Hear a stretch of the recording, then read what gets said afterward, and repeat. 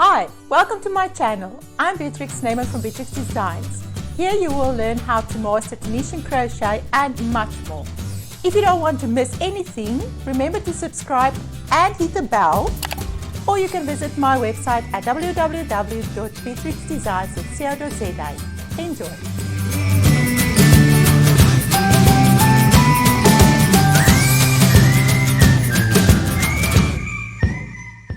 This is the Tunisian Double Stitch, and as the name indicates, it is worked as the conventional double crochet stitch in the US terminology, or the treble for the UK terminology users, but it is worked up to that last remaining loop on your hook. It is also a longer stitch for the way that it is created, which makes it more of a flexible and more stretchy fabric, and it does not curl as much as the Tunisian Simple Stitch or at all, but it does tend to go by us, so therefore blocking is inevitable. For the front, this is the appearance, and it gives a very nice open look. That is also why I prefer to use it for summer wear. And this piece that I have here is actually my summer kimono. For the back of the stitch, you can also see it's beautiful. You can even use this part as the front. Now let me demonstrate to you how I work the stitch.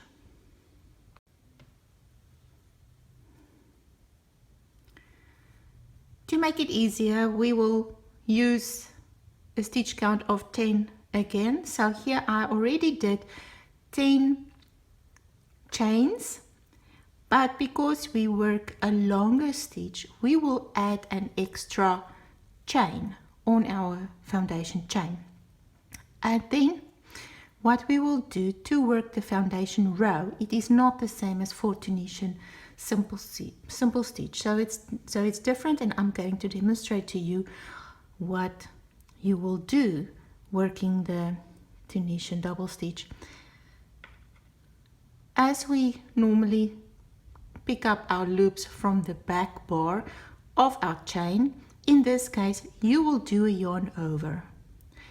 Generally, you would skip that first bar and start working on the second, but in this case, because it's a longer stitch and we did add another chain, you will start working into that third back bump. Yarn over, pull up a loop. Yarn over and pull through the first two loops that's on the hook. That was the loop that you pulled up and the yarn over. All right. Let's have a look again. I will first do a yarn over, just as for a treble, UK terminology, or a double crochet stitch for US terminology. And I will, for the rest of this tutorial's purpose, I will refer to conventional crochet, double crochet, as in US terminology, just to make it easier for us. So for UK terminology users, it will be the same as the treble. So we yarn over, insert the hook in the next back bar, yarn over again, pull up the loop. Now I have the yarn over and the loop that I pulled up, and those two will be worked together when I yarn over and pull up a loop through those two loops. Again, yarn over, insert the hook in the next back bump, yarn over, pull up a loop, yarn over, and pull through those two loops. And this is how you will complete your foundation row.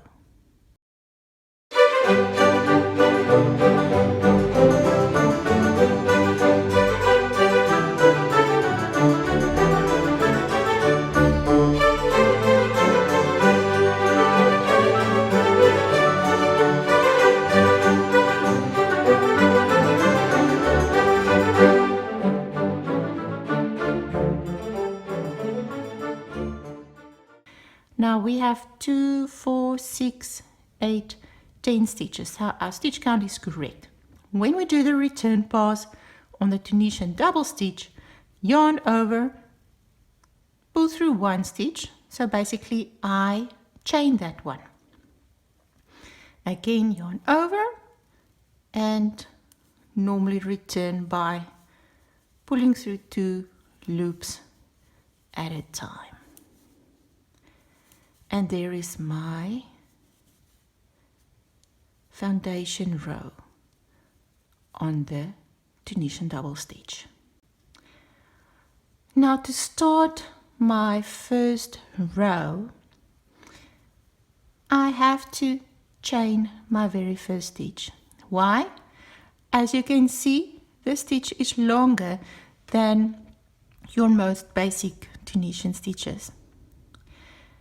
And on my foundation chain, I also did an extra chain to give that length to the start, so it can be the same height throughout as the double stitch. So when you do start with a new row, chain that first loop that's on your hook. Then we continue yarn over. Now here you can play around. This stitch have quite a few variations. I'm going to first explain that to you before I demonstrate. Now, the placement of the hook when you work this double stitch can vary. You can either insert it underneath the front V-bar as you would have done for the Tunisian Simple Stitch, or you can insert it between the 2 V-bars as you would work a knit stitch. And these are 2 different variations. Another variation is working in that back bar stitch, which will create even a longer stitch at the end. But all these variations will give different behavior, which you just have to check when you are working them and depending on your tension of your work. And that will also indicate how long you will make this first loop that's on the hook to accommodate that length that the stitch creates. But for our purpose here, I will just work it Tunisian Simple Stitch wise. So what I will do is I will yarn over, insert the hook underneath the front vertical bar, yarn over, pull up a loop, and there I have the first part of a double crochet stitch. And all I'll do is yarn over, pull through the first 2 loops, and I will keep that last remaining loop on the hook.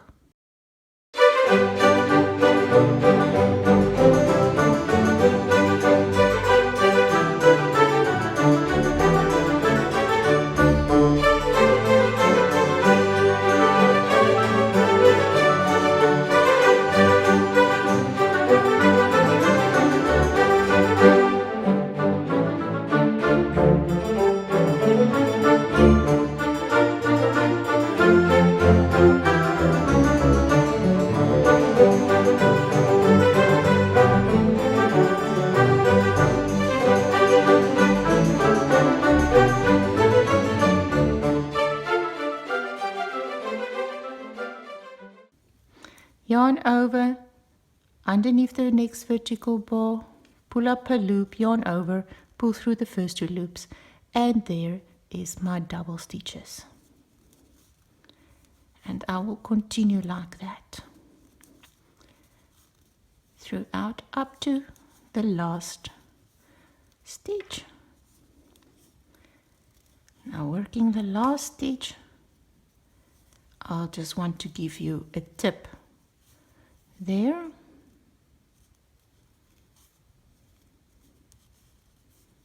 How many stitches do we have? Let's double check. 2, 4, 6, 8, 9. So we came to the last stitch. Now, to indicate where to do the placement of your hook in the last stitch can be a bit intimidating with all these loops, and because you created a totally different stitch type with way more loops than you normally do when you work a Tunisian Simple Stitch, for instance, it might become confusing. So be sure that you become familiar with this anatomy of the double stitch so that you can identify the correct placement for the last stitch and understand how this stitch is created and how it works.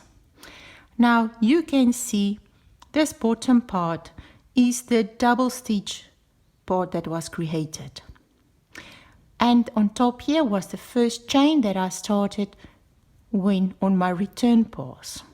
Here you can see it's nice and big and open, this one, so it will be easy to work this into the stitch. But here's the chain 1, and there was the chain that created during the return pass when I worked my first loop after the last stitch. So let's yarn over, find the placement of my hook.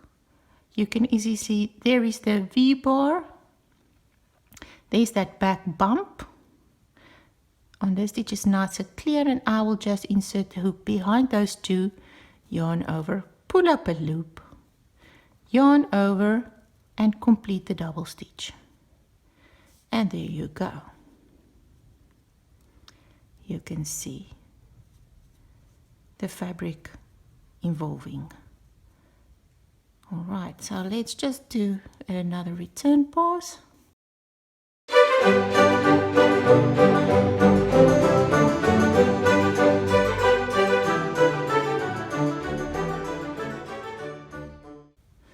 Can you see already the side wants to slant a bit? That is just what the stitch is doing. So if you make anything in the double stitch, make sure that you are able to give it a good block. Now let me work the next row knitwise, Tunisian knitwise. I will yarn over and then insert the hook between my two V-bars as if I do Tunisian net stitch. Yarn over, pull through 2 loops, yarn over, and between those 2 V-bars, yarn over, pull through 2 loops. Give some more stable stitch, if that is what you are looking for as well. You can play around with the different placement of your hook to see how the different variations are created. Let's work that one between the 2 vertical bars. The last one I will work as normal. Let's identify the double stitch. There's the double stitch, this section. There's the chain that I make on my first loop before I return, and there's the first chain on the return pass when I work the next loop together with the loop on the hook. I will explain that again to you in a minute. So let's just do the placement of this hook. Yarn over, pull up the loop, yarn over, pull through 2. Now let's just focus a bit on this, creating this last stitch, or actually it will now be the first stitch on the return. Now what I do, I yarn over and I chain that first one. And can you see that already? There's the back bump and there's the front V-bar, and when I forward, this is where I will insert my hook to work the last stitch. There's the first chain and dropping the next loop on the return. There is the chain and I drop the loop. And this is how the return pass creates, just as it would do for the simple stitch and all the other basic Tunisian stitches. There you go. These are two variations that we can have a look at. Can you see how the front V bar is pulled quite high and open when working the stitch, because there's a lot of space here down between the double stitch that was created and the loop that was collected on the hook. And here it makes a more clear line on those chains, because we work over that chain and into the two V bars where we place our hook, and that makes it more solid, but it makes also a more stable fabric when you work like that. Depending on the look and the behavior that you want from the stitch, you play around and see what works best for you. And when you do your bind off, you can actually choose what to do, but I prefer just to, the way that I insert my hook before I pull up a loop, I prefer to work the bind off that way, but I'm going to show you for a Tunisian Simple Stitch wise bind off. I'll just work underneath that V bar and slip stitch and slip stitch.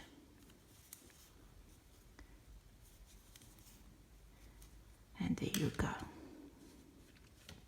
This is the Tunisian double stitch with a few variations.